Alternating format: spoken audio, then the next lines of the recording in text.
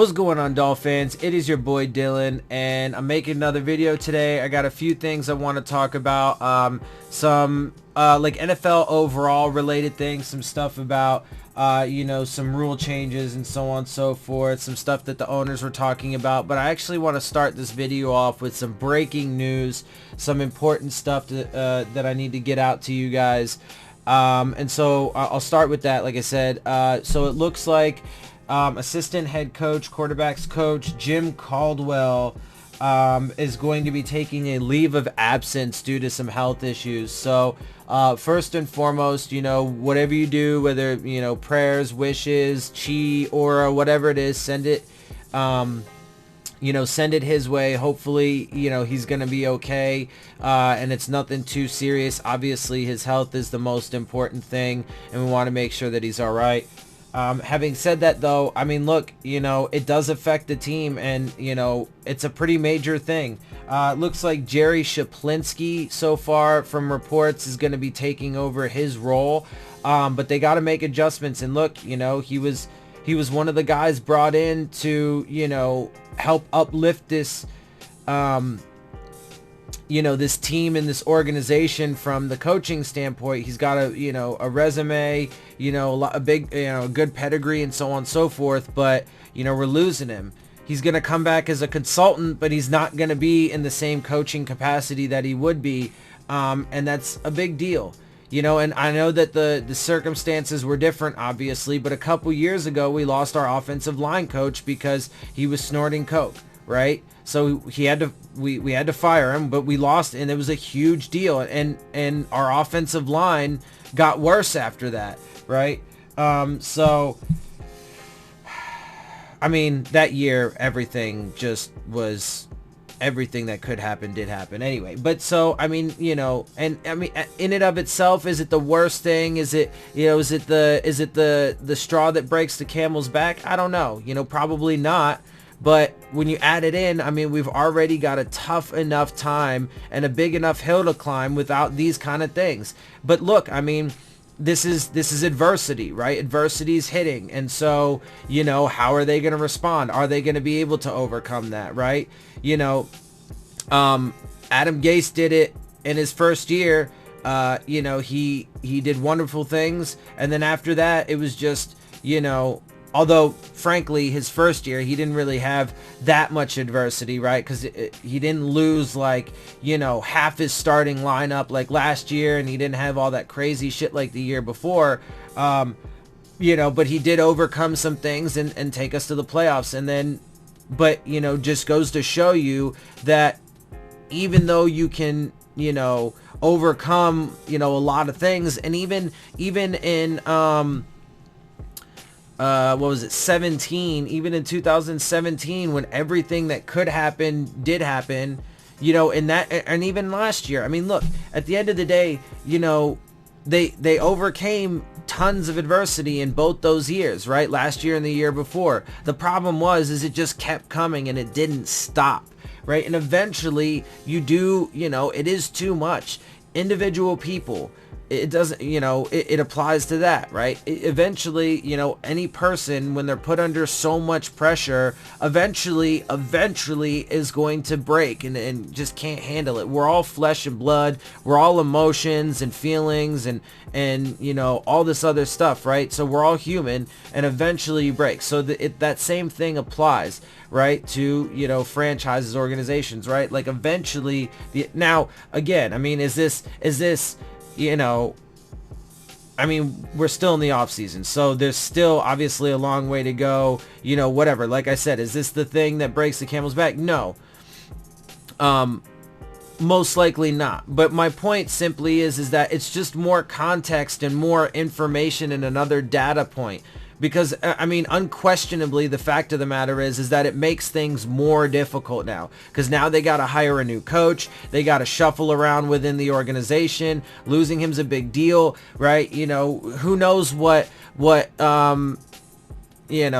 I mean, the time that they have spent, obviously it hasn't been a super lot up to this point, but the time spent like developing relationships and getting his coaching style in with his position groups and so on and so forth, like it's a big deal. People don't understand.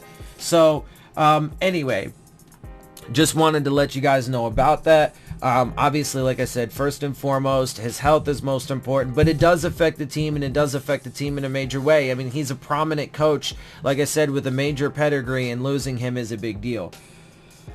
Okay, so having gotten that out of the way, now I want to talk about a couple things that are more like NFL related, but obviously do have relevance to the team, you know, in some way, shape, or form. So first and foremost, this is something I've talked about now for a while, but apparently the NFL has decided to make pass interference reviewable.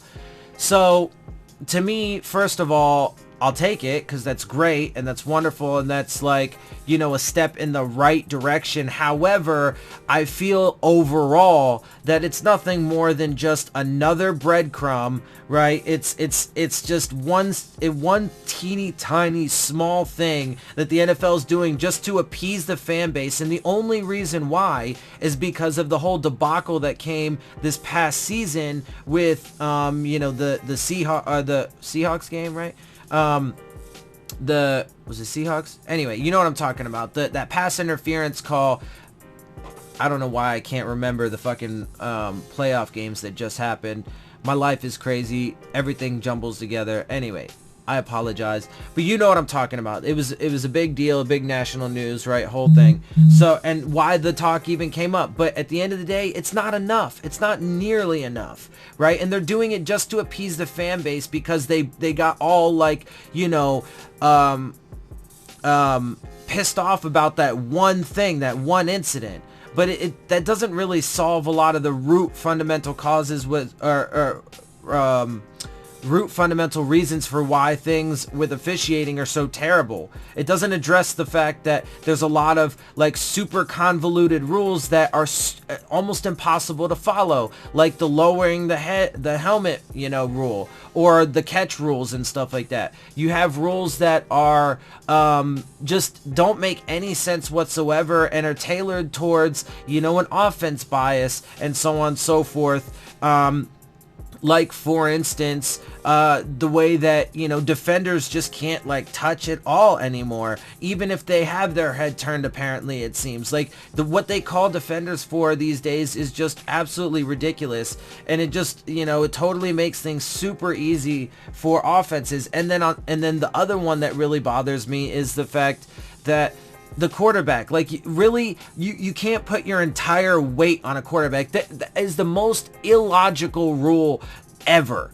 It doesn't make it. It's fucking football, really. And when you're going to tackle a guy, I don't know if any, you know, for anyone out there who has ever played football and ever performed a tackle ever in your entire life, even just one time, you would understand that you have natural momentum, which is a combination of, you know, the speed and force that you were using to put into your tackle, along with gravity that pulls you down to the ground. And therefore, it is near impossible to make a situation be reality in which you don't put your entire body weight on the guy. And in fact, if you look at a recent example of a guy who tried doing that, i.e. William Hayes, he tore his fucking ACL, and then we lost him for the fucking season because he put his body in a position that it was not supposed to be in, an unnatural position. He tried to react in a way that is not natural for the body,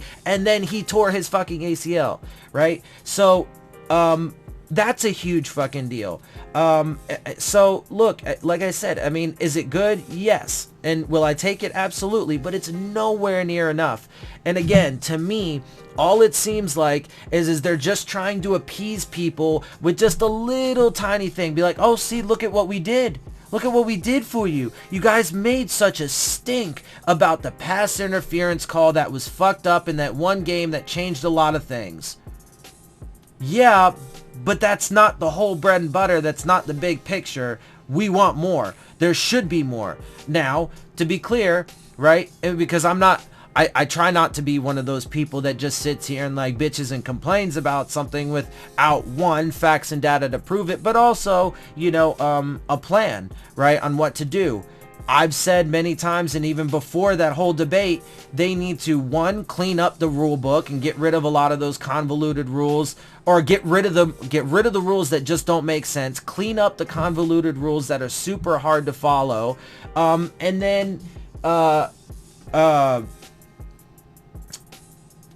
also, sorry, I had a small little tiny little brain fart there. Also, they need to just they need to have a dedicated team for every game that reviews every single play, so that way but their entire job is penalties, right? To focus on penalties. So what I mean by that is one, the most obvious thing is that anytime a penalty is called, they review that penalty and what the supposed infraction is, and then they determine based off of the rules whether or not it actually is. And you know, they should be able to do that in such a timely manner that it doesn't really hold anything up. But also because obviously one of the issues with, you know, some of these calls is it's so split second that it's hard to really, you know, differentiate in such a short time. Such a short time. Anyway, so it would help to alleviate that, right? So to determine whether the call is actually good. Also, it would help to determine calls that are missed, that officials just don't see because everything is so bang bang and they just missed it, right? So I think on both sides, you know, all around, just having a dedicated team with every game, you know, or whatever, to make sure that everything is just completely reviewed, right? Because look, then that means you just have so many redundancies in place that it's almost impossible at that point. Oh, and I think that you should be able to challenge calls on the field, right? So look, imagine this, right? Imagine every single play you have refs on the field, right, that are watching. Then you have the guys on the sideline and up in the booth that are watching, that have the ability to challenge something if they feel it is necessary or not correct. Also, then you have guys, a dedicated group of people who's watching everything to not only make sure that the calls were right, but that they also got or call things that were missed. I mean, it's super, to me, it's super logical and makes a ton of sense. But will the NFL ever do it? I don't know. Probably not, unless their bottom line is threatened, which is what happened because if the entire fan base of the NFL is super pissed over that one thing, well, you know, they can get away with hyper focusing on that, but not really solving the root problems, because you know, people will just be like, okay, well, you solved the one thing that I was like super pissed about and up in my feelings about, so I'm just going to be okay after that. Unless we continue to be super pissed that the entire officiating, their entire state of NFL officiating is garbage, and, you know, really it's not tailored toward player safety or quality of the game. It's tailored toward their pocketbooks and how many billions upon billions of dollars they can make. All right, and the next thing that I wanted to talk about, which actually does tie into this, is the fact that the NFL has apparently decided to not have full-time permanent refs, and they are going to, start doing, part-time refs. I guess they're just not going to have a full-time staff of guys. They'll rotate guys, get part-time guys in there. I don't really think, I think having full-time guys is actually probably the better, more sustainable way to go, because then they're more consistently in it, right? Day in, day out, and so on and so forth. Again, I do think that ref training is also part of the issue, and so they do need to train them better, but that's not even entirely on their fault, or their fault, because again, I mean, the rule book is so convoluted, it's hard to fucking differentiate what really is and isn't a penalty, and then everything is so bang bang, and they don't have, redundancies and backups in place that, it makes their job super difficult, and then they just take the brunt of it, right? So then you see refs getting fired and shit because the NFL doesn't care to actually fix the root problems. They just want to have scapegoats and point fingers to other people so they don't ever have to take any kind of responsibility or have any accountability whatsoever for the things that they do and the ramifications that are reaped afterwards. Whatever, dude. It's more of the same old corporate fucking bureaucratic bullshit. That they care more about their profits than people and, quality of life and quality of game, blah, blah, blah, blah, blah, right? So it's just more of that shit. The final thing that I wanted to talk about is apparently all of the owners have, I guess it's not official yet from what I've seen.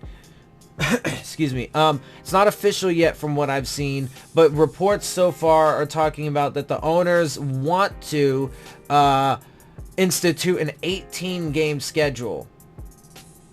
But from, again, and I will get more information as time goes on this to clarify things, but from what I saw so far, it would be an 18-game schedule, but I guess more like an 18-week schedule, because from what I saw is each team would still only play 16 games. Like I said, this is,